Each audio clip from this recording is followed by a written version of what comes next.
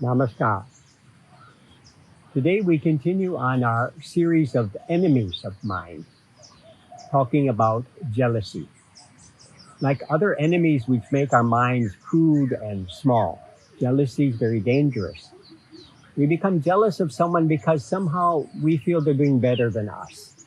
So we try everything possible to pull that person down. So we have to break free from this enemy because it's attached to other enemies like hatred, dislike, revenge, and so on. My master once said that the greatest weakness of women is jealousy. The greatest weakness of men is egotism.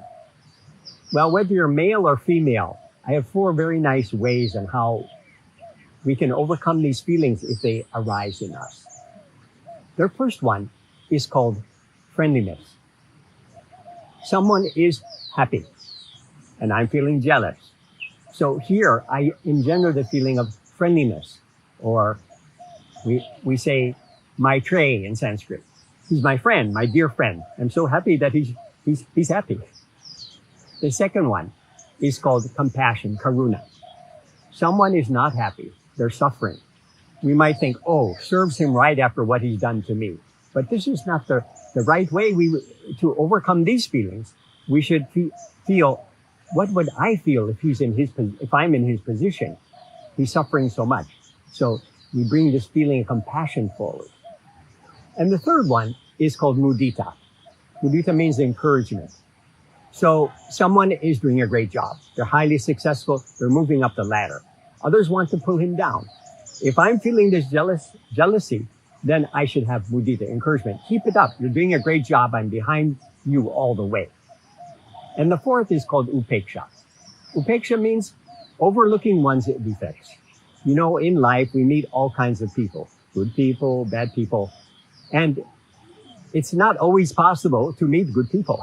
Although in our channel, we encourage satsanga, the company of spiritually minded persons, because that helps us in our own meditation practice. But that's not always possible. So when we meet a so-called bad person, how should we behave? Here, we overlook their defects, because dwelling on their defects might bring hatred in our minds towards that person. It's another bondage. Or we may, that thought of their defect gets lodged in our own minds. It's not a good result. So here, upeksha means overlooking their defects. And, you know, we know that a so-called bad person is not totally bad. They have also good qualities. But for now, they're not in touch with their deepest, innermost self. But the path of spiritual freedom is open to them as much as it is to everyone else. You know, I was teaching yoga to prisoners, I remember, twice. One time when I was a teenager in Vancouver about 49 years ago, and more recently in Taiwan in 2014. And I remembered that those brothers were very, very happy because someone otherworldly had a genuine interest in their affairs. And so it was an example of how the server is benefited by the service that they do.